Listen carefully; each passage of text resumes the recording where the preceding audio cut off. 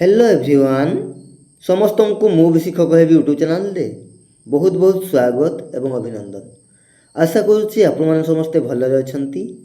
तो आज रही आपण जियोग्राफी रु बछा बछा इम्पोर्टेंट 30 क्वेश्चंस जहाँकि आपणकर JT exam SSB TGT exam OSSTT आदि एग्जाम बहुत ही हेल्पफुल रहिबो।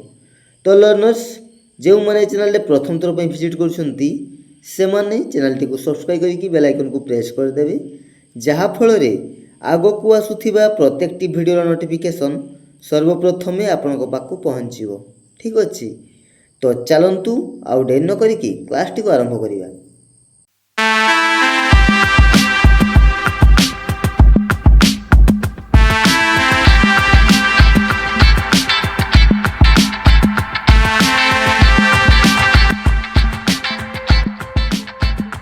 देखंतु प्रथम प्रश्न ओडिशार पूर्व दिगरे केउ जलराशि अवस्थित?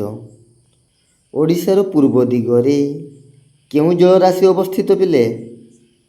आरब सागर, बंगोपसागर, भारत महासागर, आंटार्कटिक सागर। कौन राइट आंसर पिले? ओडिशार पूर्व दिगरे केउ जलराशि अवस्थित? ऑप्शन बी है बंगोपसागर। ऑप्शन बी हो राइट आंसर। ओडिशार पूर्व दिगरे बंगोपसागर जलराशि अवस्थित। ठीक अच्छे मन रखिबो। देखंतु प्रथम प्रश्न ओडिशार पूर्व दिगरे केउ जलराशि अवस्थित? ओडिशार पूर्व दिगरे केउ जलराशि अवस्थित पिले? आरब सागर, बंगोपसागर, भारत महासागर ना आंटार्कटिक सागर। कौन हम राइट आंसर पिले? ऑप्शन बी बंगोपसागर है। ऑप्शन बी हो राइट आंसर बंगोपसागर। ओडिशार पूर्व दिगरे बंगोपसागर जलराशि अवस्थित। ठीक अच्छे मन रखिबो। नेक्स्ट क्वेश्चन नंबर 2 ओडिशार सर्वोच्च शिखर केउटी? ओडिशार सर्वोच्च शिखर मेघासिनी, महेंद्रगिरी, देवमाली ना मालियागिरी। कौन हम राइट आंसर पिले? ऑप्शन सी देवमाली है। ओडिशार सर्वोच्च शिखर होउची देवमाली। आउ देवमाली कोठी अवस्थित पिले ना कोरापुट जिल्ला रे है।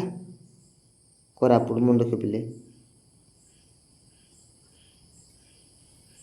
देवमाली होउची कौन कोरापुट जिल्ला रे अवस्थित। ठीक अच्छे तो मन रखिबो। नेक्स्ट क्वेश्चन नंबर 3 महेंद्रगिरी केउ जिल्ला रे अवस्थित? महेंद्रगिरी केउ जिल्ला रे अवस्थित? गजपति, कोरापुट, मयूरभंज ना केन्दुझर।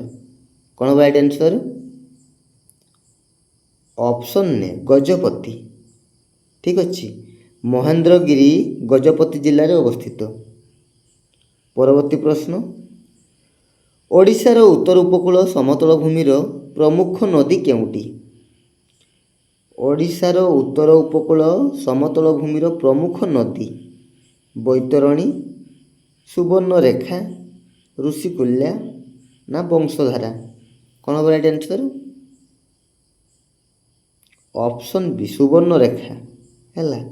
ओडिशार उत्तर उपकूल समतल भूमिर प्रमुख नदी हेउची सुवर्णरेखा। ऑप्शन बी हो right answer. Next question number 5 ओडिशार उपकूल समतल भूमि को पारंपरिक भावे केतोटी भाग रे विभक्त करा जाए? ओडिशार उपकूल समतल भूमि को पारंपरिक भावे केतोटी भाग रे विभक्त करा जाए? 3टी भाग रे है। ऑप्शन बी हो राइट आंसर 3टी भाग रे विभक्त करा जाए मन रखिबो। नेक्स्ट क्वेश्चन नंबर 6 ओडिशार उपकूल समतल भूमि मुख्यतः केउ नदी मानकर पटु द्वारा गठित? ओडिशार उपकूल समतल भूमि मुख्यतः केउ नदी मानकर पटु द्वारा गठित? नर्मदा, साबरमती ना ताप्ती ना महानदी और यार उपनदी। कौन हम right answer? Option D Mahanadi ଓ ଏହାର ଉପନଦୀ ହେଲା। ଅପସନ୍ ଡି ହେଇଯିବ ରାଇଟ୍ ଆନ୍ସର୍।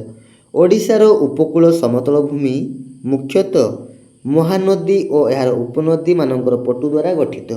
ଠିକ୍ ଅଛି। Next question number 7। ଓଡ଼ିଶାର ଜଳବାୟୁ କେଉଁ ପ୍ରକାରର? ଓଡ଼ିଶାର ଜଳବାୟୁ କେଉଁ ପ୍ରକାରର ପିଲେ? କ'ଣ ହେବ ରାଇଟ୍ ଆନ୍ସର୍? ଉଷ୍ଣମଣ୍ଡଳୀୟ ମୌସୁମୀ ଜଳବାୟୁ ହେଲା। ଅପସନ୍ ବି ହେଇଯିବ ରାଇଟ୍ ଆନ୍ସର୍। ଓଡ଼ିଶାର ଜଳବାୟୁ ହେଉଛି ଉଷ୍ଣମଣ୍ଡଳୀୟ ମୌସୁମୀ ଜଳବାୟୁ। ଠିକ୍ ଅଛି, ମନେ ରଖିବ। Next question number 8।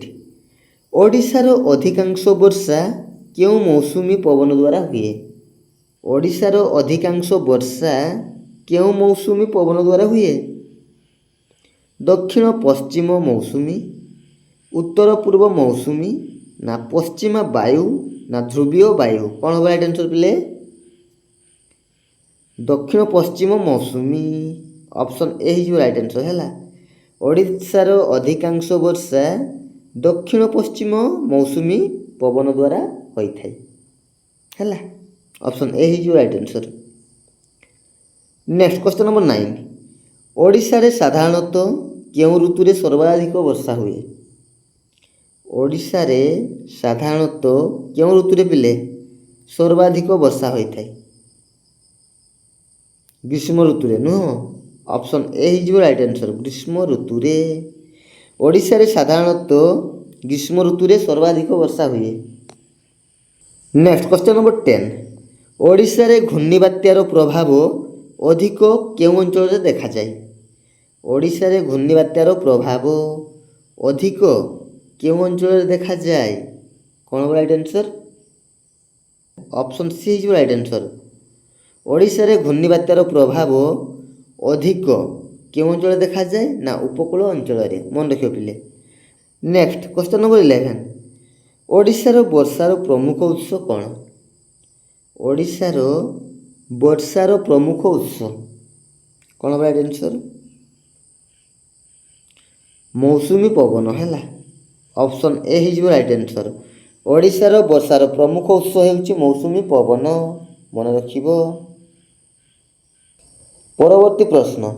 ଓଡ଼ିଶାରେ କାଳବୈଶାଖୀ କେଉଁ ଋତୁରେ ଦେଖାଯାଏ?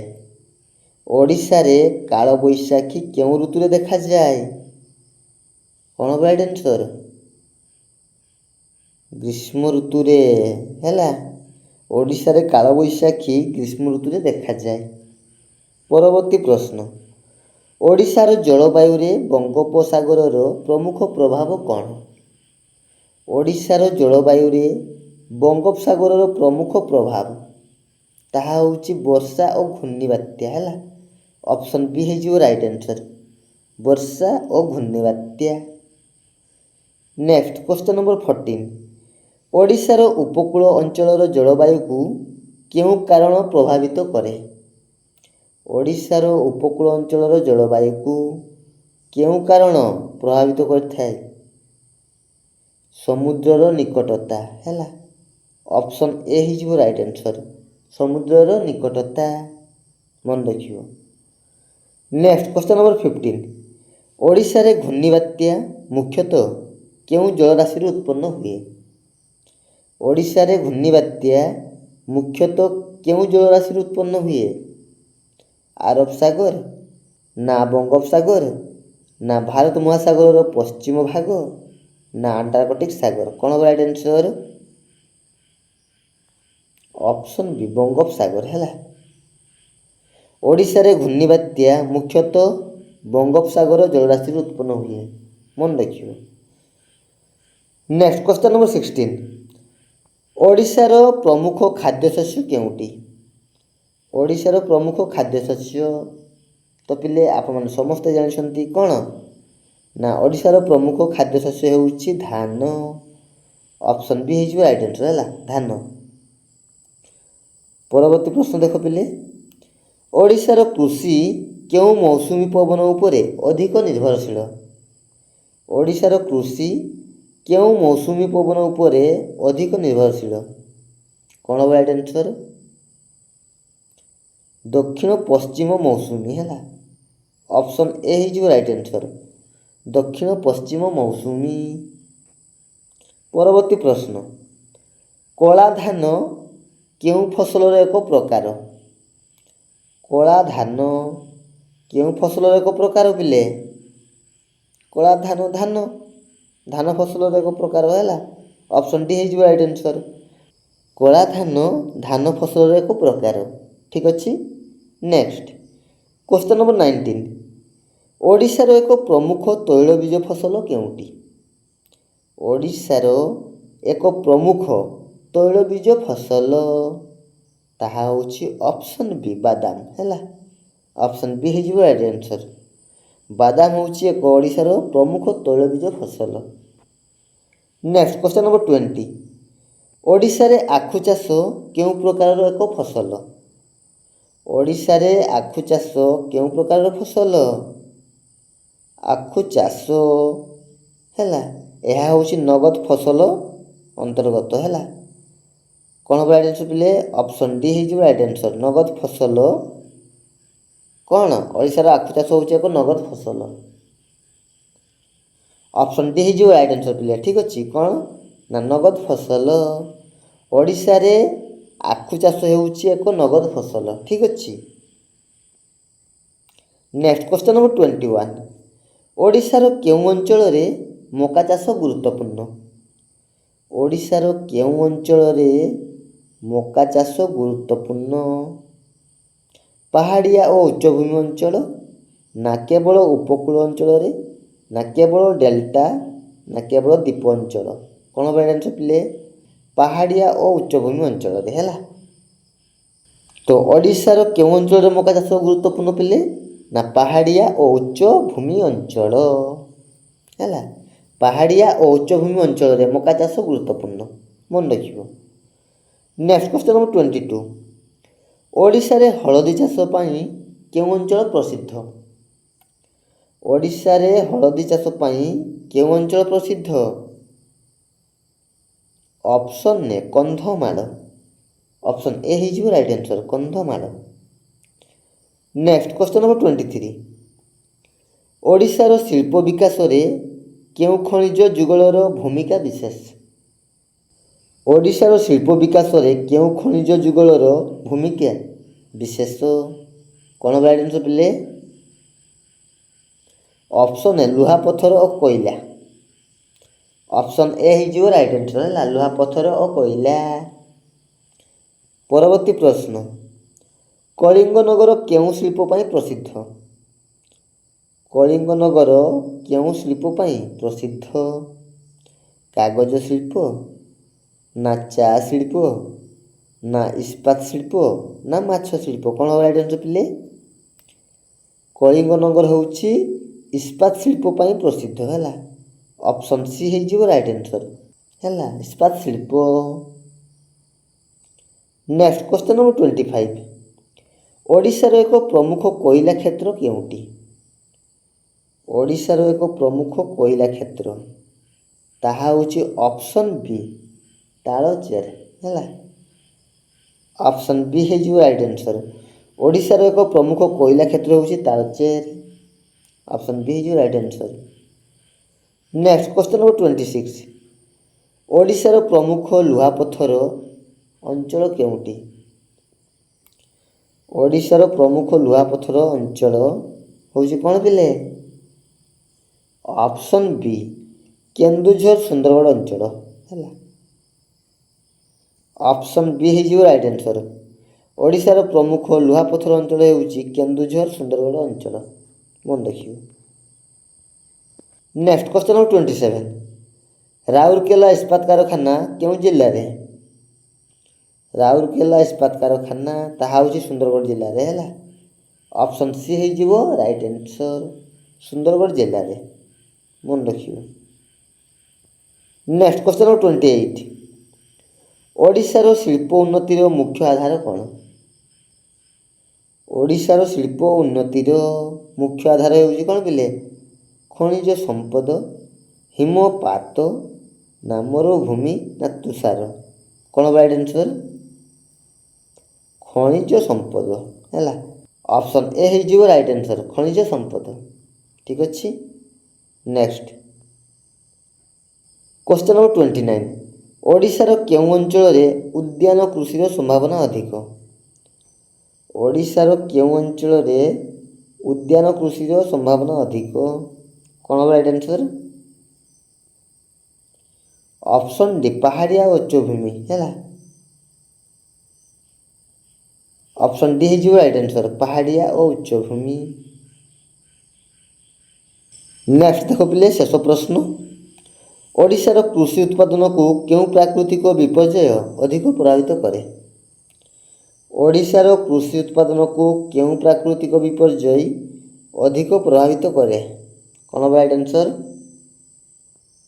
ଅପସନ୍ ସି ବନ୍ୟା ଓ ଘୂର୍ଣ୍ଣିବାତ୍ୟା ହେଲା, ମନେ ରଖିବେ ପିଲେ।